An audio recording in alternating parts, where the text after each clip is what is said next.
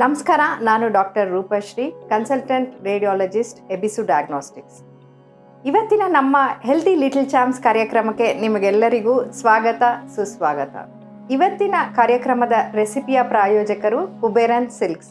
ಮಕ್ಕಳ healthy nuts ಪೌಡರ್ಗೆ ಬೇಕಾಗಿರುವಂಥ ಸಾಮಗ್ರಿಗಳು: ಬಾದಾಮಿ, ಪಿಸ್ತಾ, ಗೋಡಂಬಿ, ಅಕ್ರೂಟ್, ಕುಂಬಳಕಾಯಿ ಬೀಜ, ಅಗಸೆ ಬೀಜ, ಚಿಯಾ ಸೀಡ್ಸ್, ಏಲಕ್ಕಿ, ಕೇಸರಿ. ಈ ಹೆಲ್ದಿ ನಟ್ಸ್ ಪೌಡರ್ನ ಹೇಗೆ ಮಾಡೋದು ಅನ್ನೋದನ್ನು ನಾನು ನಿಮಗೆ ತೋರಿಸ್ಕೊಡ್ತೀನಿ. ಮೊದಲನೇದಾಗಿ ಬಾದಾಮಿ ಸುಮಾರು 1 ಕಪ್ ಬಾದಾಮಿನ ನಾನು ಇದರಲ್ಲಿ ತೊಗೊಂಡಿದ್ದೀನಿ. ಇದನ್ನು ನಾನು ಪ್ಯಾನ್ಗೆ ಹಾಕೋತೀನಿ. ಈ ಡ್ರೈ ಫ್ರೂಟ್ಸ್ನೆಲ್ಲ ನಾವು ಸಿಂಪಲಾಗಿ ತೊಗೊಂಡಿರುವಂಥ ಎಲ್ಲ ಪದಾರ್ಥಗಳನ್ನೂ ನಾವು ಲೈಟಾಗಿ ಫ್ರೈ ಮಾಡ್ಕೋತಾ ಹೋಗಬೇಕು. ನೆಕ್ಸ್ಟ್ ಇಂಗ್ರೀಡಿಯೆಂಟ್ ಬಂದು ಪಿಸ್ತಾ. ಅರ್ಧ ಕಪ್ ಪಿಸ್ತಾ ಆ್ಯಡ್ ಮಾಡ್ಕೊತಾ ಇದ್ದೀನಿ. ಅರ್ಧ ಕಪ್ ಗೋಡಂಬಿ, ಅರ್ಧ ಕಪ್ ವಾಲ್ನಟ್, 2 ಸ್ಪೂನ್ ಬೀಜಗಳು. ಯಾವುದಾದ್ರೂ ಬೀಜ ಹಾಕ್ಬೋದು. ನಾವು ಬೇಸಿಕಲಿ ಕುಕುಂಬರ್ ಬೀಜ ಹಾಕ್ಬೋದು, ಇದು ಅಗಸೆ ಬೀಜ ಹಾಕ್ಬೋದು. ಅಷ್ಟೇ ಅಲ್ದಿರ ಕುಂಬಳಕಾಯಿ ಬೀಜ ಕೂಡ ಹಾಕ್ಬೋದು. ಈ ಬೀಜಗಳ ವಿಶೇಷತೆ ಏನಪ್ಪ ಅಂತ ಅಂದರೆ, ಇದು ತುಂಬಾ ಪ್ರೋಟೀನ್ ರಿಚ್ ಇರುತ್ತೆ.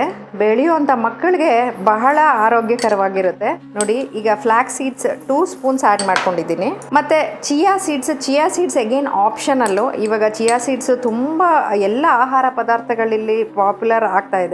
1 ಸ್ಪೂನ್ ಹಾಕೋದ್ರಿಂದ ತುಂಬ ಹೆಲ್ದಿಯಾಗಿರುತ್ತೆ. ಇದ್ರ ಬೆನಿಫಿಟ್ಸ್ ಕೂಡ ಜಾಸ್ತಿ ಆಗ್ತಾ ಹೋಗುತ್ತೆ. ಮತ್ತು 3 ಏಲಕ್ಕಿನ ನಾನು ಆ್ಯಡ್ ಮಾಡ್ಕೊತಾ ಇದ್ದೀನಿ. ಇದು ಜಸ್ಟ್ ಫ್ಲೇವರ್ಗಷ್ಟೇ.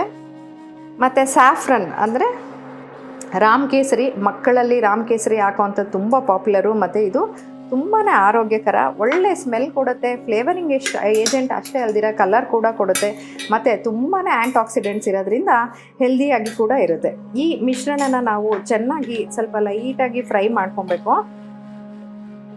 ಇದು ಸ್ವಲ್ಪ ಡ್ರೈ ಆಗುತ್ತೆ ಮತ್ತು ಮಾಯ್ಶ್ಚರ್ ಕಂಟೆಂಟ್ ಕೂಡ ಕಡಿಮೆ ಆಗುತ್ತೆ. ಸಿಮ್ನಲ್ಲೇ ಫ್ರೈ ಮಾಡ್ಕೊತಾ ಇದ್ದೀನಿ. ಸ್ವಲ್ಪ ಡ್ರೈ ಫ್ರೈ ಆಗಿದೆ.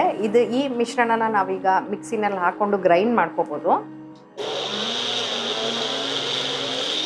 ಈಗ ಈ ಮಿಕ್ಸ್ಚರ್ ಚೆನ್ನಾಗಿ ಗ್ರೈಂಡ್ ಆಗಿ ಒಂದು ಪೌಡರ್ ಕನ್ಸಿಸ್ಟೆನ್ಸಿಗೆ ಬಂದಿದೆ.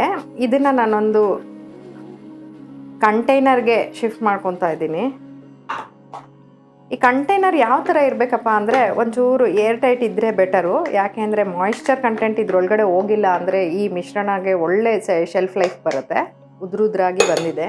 ಈ ಪುಡಿ ಉದ್ರುದ್ರಾಗಿ ಬರೋದಕ್ಕೆ ಮೇನ್ ಕಾರಣ, ನಾವು ಡ್ರೈ ಫ್ರೂಟ್ಸ್ನ ಸ್ವಲ್ಪ ಡ್ರೈ ರೋಸ್ಟ್ ಮಾಡ್ಕೊಂಡಿದ್ದೀವಿ. ಮತ್ತು ಆರಿದ ಮೇಲೆ ನಾವು ಗ್ರೈಂಡ್ ಮಾಡ್ಕೊಳ್ಳೋದ್ರಿಂದ ಇದು ಒಳ್ಳೆ ಪೌಡರ್ ಫಾರ್ಮ್ ಆಗಿ ಬಂದಿದೆ. ಒಂದು ಒಳ್ಳೆ ಪೌಡರ್ ಹದಕ್ಕೆ ಬಂದಿದೆ. ಇದನ್ನು ನಾವೊಂದು ಏರ್ ಟೈಟ್ ಕಂಟೈನರ್ಗೆ ಟೈಟಾಗಿ ಮುಚ್ಚುಳ ಹಾಕಿ ಸೇವ್ ಮಾಡಿ ಇಟ್ಟರೆ ಸುಮಾರು 1 ತಿಂಗಳು ನಾವು ಇದನ್ನು ಇಟ್ಕೊಂಡು ಬಳಸ್ತಾ ಹೋಗ್ಬೋದು. ಈ ನಟ್ಸ್ ಪೌಡರ್ನ ಯಾವ ಏಜ್ ಗ್ರೂಪ್ ಮಕ್ಕಳಿಗೆ ನಾವು ಕೊಡ್ಬೋದು ಅಂತ ನಿಮಗೆ ಡೌಟ್ ಬರ್ತಾ ಇರ್ಬೋದಲ್ವಾ.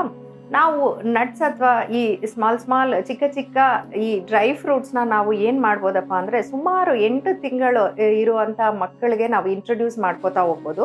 1.5 ವರ್ಷದ ಏಜ್ ಗ್ರೂಪ್ ಮೇಲ್ಪಟ್ಟಿರುವಂಥ ಮಕ್ಕಳು ಇದನ್ನು ಉಪಯೋಗಿಸ್ಬೋದು. ಅದು ಯಾವ ರೀತಿ ಉಪಯೋಗಿಸ್ಬೋದು ಅನ್ನೋದನ್ನು ನಾನು ಮುಂದಿನ ಎಪಿಸೋಡ್ಸ್ನಲ್ಲಿ ನಿಮಗೆ ಹೇಳ್ಕೊಡ್ತಾ ಹೋಗ್ತೀನಿ.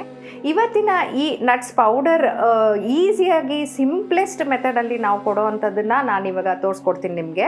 ಅದೇನಪ್ಪ ಅಂತಂದರೆ, ಸುಮಾರು ಚೆನ್ನಾಗಿ ಬಿಸಿ ಮಾಡಿ ಆರಿಸಿರುವಂಥ 1 ಕಪ್ ಮಿಲ್ಕ್ಗೆ 1 ಸ್ಪೂನ್ ಈ ನಟ್ಸ್ ಪೌಡರ್ನ ಆ್ಯಡ್ ಮಾಡಿ ಚೆನ್ನಾಗಿ ಕಲಸಿ 5 ನಿಮಿಷ ಸಿಮ್ನಲ್ಲಿ ಕುದಿಸಿ, ನಿಮ್ಮ ಮಕ್ಕಳು ಸುಮಾರು 5 ವರ್ಷದ ಮೇಲ್ಪಟ್ಟಿರುವಂಥ ಮಕ್ಕಳು ಶಾಲೆಯಿಂದ ಓಡಿ ಮಕ್ಕಳು ಮನೆಗೆ ಬಂದಾಗ ಹಸಿವಾಗಿದ್ದಾಗ, ಅಥವಾ ಹಾರ್ಲಿಕ್ಸು, ಬೋರ್ನ್ವಿಟಾ, ಕಾಂಪ್ಲಾನ್ ಈ ಥರ ಆರ್ಟಿಫಿಷಿಯಲ್ ಮಿಲ್ಕ್ ನಾವು ಸಪ್ಲಿಮೆಂಟ್ಸ್ನ ಆ್ಯಡ್ ಮಾಡೋದ್ರ ಬದಲು ಈ ನಟ್ಸ್ ಪೌಡರ್ನ ನಾವು ಆ್ಯಡ್ ಮಾಡಿ ಕೊಡ್ತಾ ಹೋದರೆ ಅದರ ನ್ಯೂಟ್ರಿಷನಲ್ ವ್ಯಾಲ್ಯೂ ಜಾಸ್ತಿ ಇರೋದ್ರಿಂದ ಮಕ್ಕಳ ಆರೋಗ್ಯ ಇನ್ನಷ್ಟು ಜಾಸ್ತಿ ವೃದ್ಧಿ ಆಗುತ್ತೆ ಅಂತ ಹೇಳ್ತಾ, ಮಕ್ಕಳಿಗೆ ಆರೋಗ್ಯಕರವಾದಂತಹ ರೆಸಿಪಿ ಒಂದಿಗೆ ಮತ್ತೆ ನಿಮ್ಮನ್ನು ಭೇಟಿ ಮಾಡ್ತೀನಿ. ಅಲ್ಲಿವರೆಗೂ ನಮಸ್ಕಾರ.